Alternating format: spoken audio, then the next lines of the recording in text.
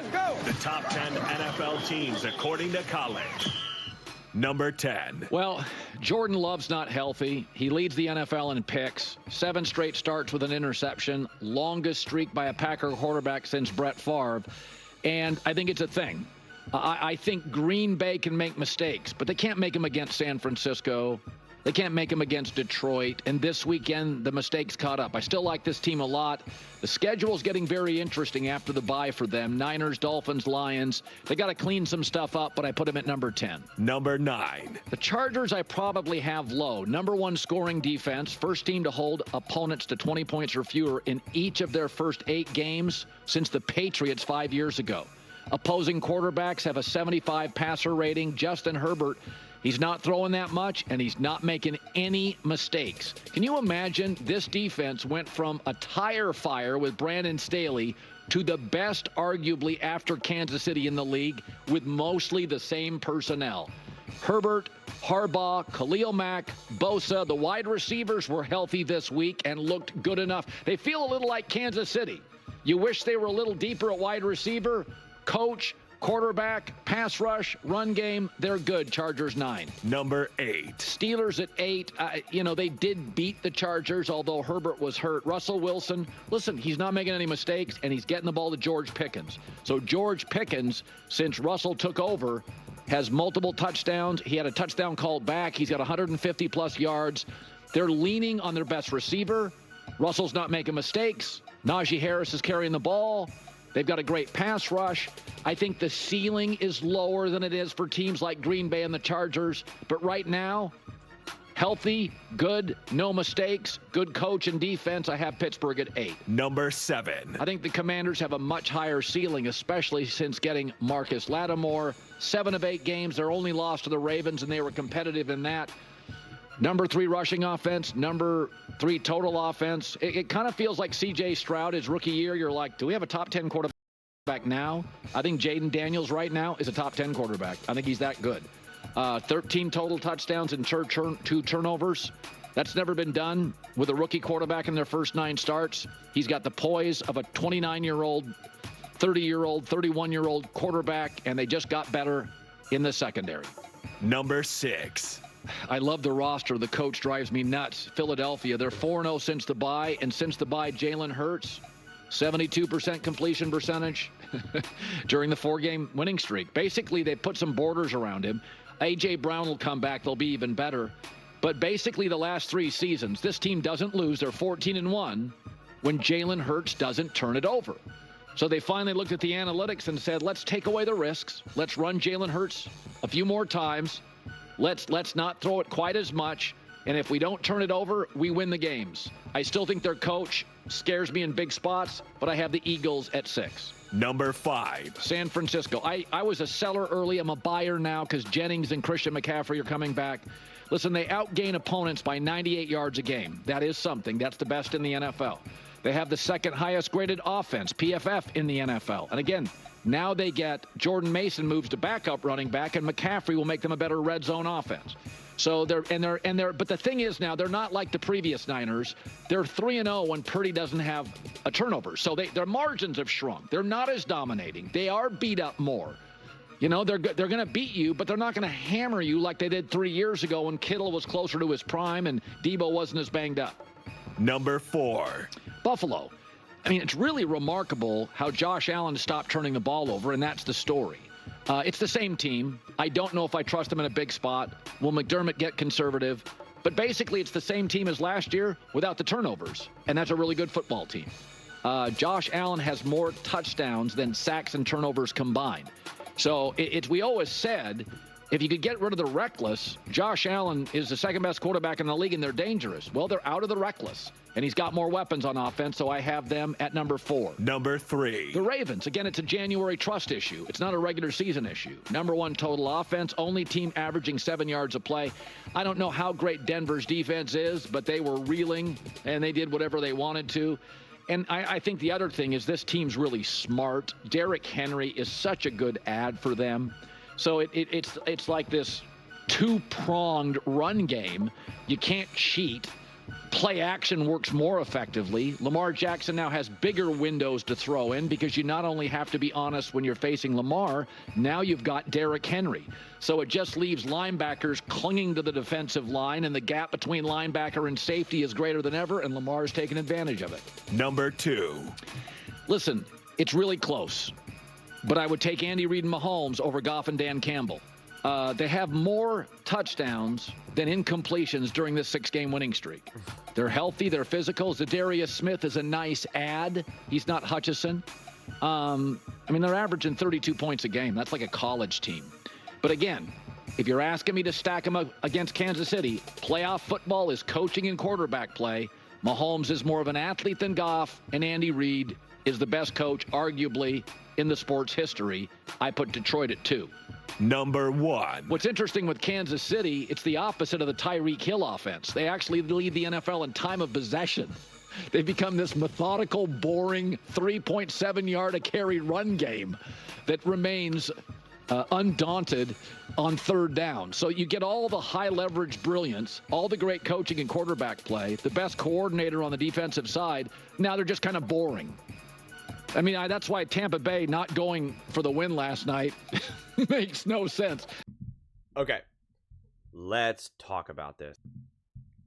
So the truth is that these teams are so much closer together than they are further apart.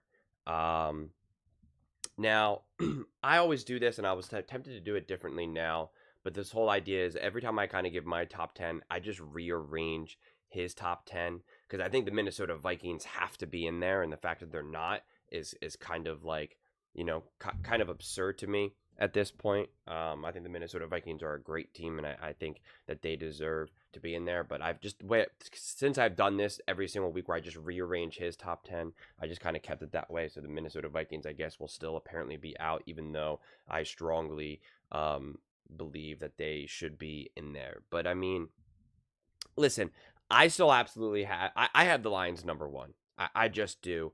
I think the Lions. I agree, right? It's hard to trust anyone more than Patrick Mahomes and Andy Reid and Spags. So just going into any game, any playoff game, you're just going to see that. But listen, man, the Kansas City Chiefs. This was like the best their offense has played all year, and they struggled. They needed overtime to beat the Buccaneers. The Buccaneers are decimated with injuries.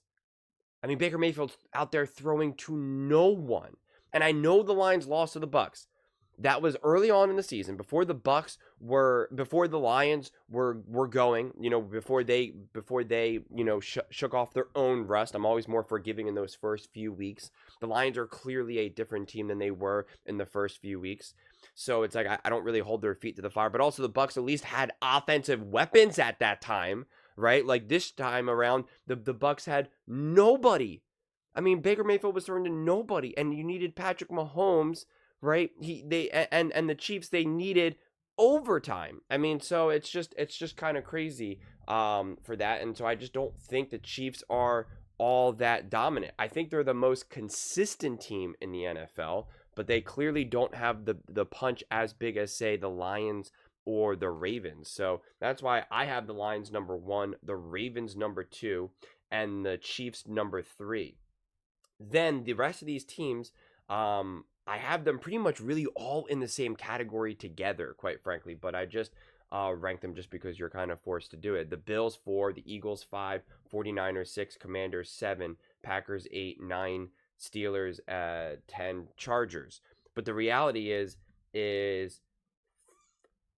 4 through 10, I just think it's just like a toss-up. And now that's why I would add the Minnesota Vikings in there as well. It's just kind of like, I don't know where you could rank the 49ers and the Commanders and the Packers and the Eagles, because I just think it's who's hot that day, right? Is Jordan Love on one? Do the Chargers actually have their offense going? What does Russell Wilson look like, right? Is Jaden Daniels able to be Jaden Daniels? Is he a little bit self-contained? Are they healthy? Which running back are the Commanders using in that moment, right? Philadelphia Eagles, is A.J. Brown there? Are they healthy? Are they running Saquon? Is Nick Sirianni in a situation where he's going to have to make an aggressive play call, what's the situation? I think the 49ers are the most interesting team out of that bunch, mainly because they're getting Christian McCaffrey back, and we obviously have not seen what the 49ers look like this year with Christian McCaffrey, right? And I think that they're going to be significantly better, so it's not hard to imagine that they would really right this ship and really plant themselves as a legitimate top contender in the NFL as well. But I just think the Lions and the Ravens are just on another level at this point, especially, of course, offensively. And I think the Chiefs, that's why I honestly got the Chiefs number 3. It's gonna be really interesting to see the Chiefs versus the Bills. That game is what I'm really fascinated to see, what the Chiefs and the Bills look like. I think that will help us start to get a little bit more clarity around both the Bills and the Chiefs, quite frankly, and what those two teams can kind of get into. But yeah, it's funny. I just kept thinking that as these weeks go by, that it would get more and more clear of what the rankings are. But the reality is it's only gotten clearer to me for like a few teams of who they are. Like I'm confident who the Chiefs are, who the Lions are.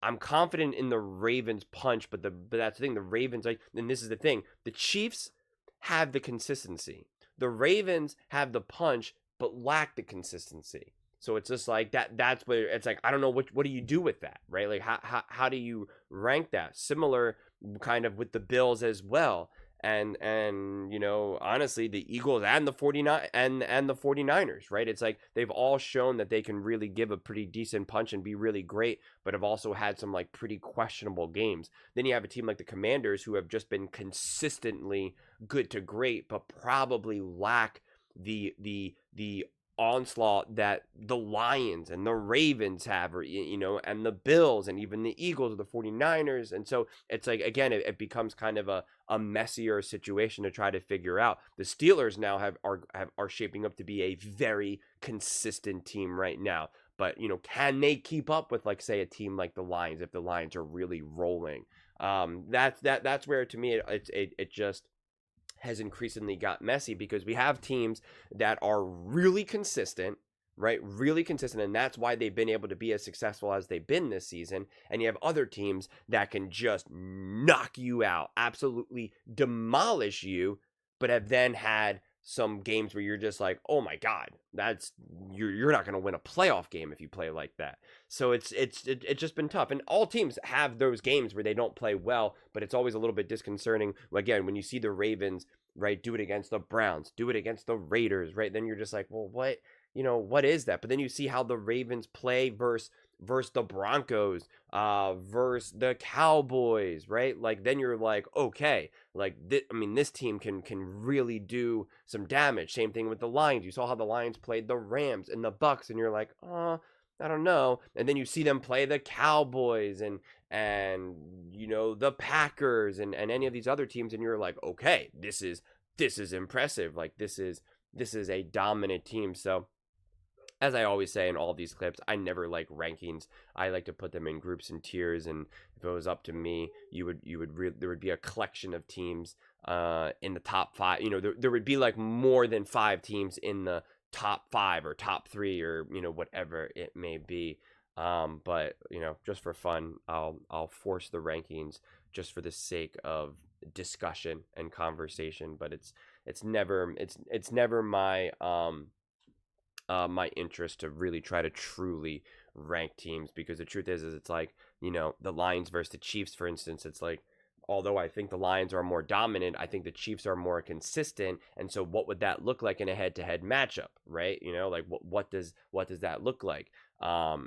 Is Patrick Mahomes and Andy Reid in a situation where they will be able to outplay and outcoach Dan Campbell or Ben Johnson in that offense? Like, can Spags slow down that offense? Like, it's we're playing 10D chess, right? It's just kind of such levels to all of this. The Ravens, again, are they gonna, when they have a couple bad games, is it because they're just legitimately inconsistent and not good enough? Or is it because, is it a coaching thing? Or is it just, hey, you know what? When you play 17 games, that's just the way it's going to go. It's unfortunate that we had those bad games so close together. So that makes people think that we're not as good as we really are. Whereas if we only had one of those once every like 5 weeks, it would be different, right? Like, it's just like, it's just a different type of thing to kind of try to really figure out. But all in all, I think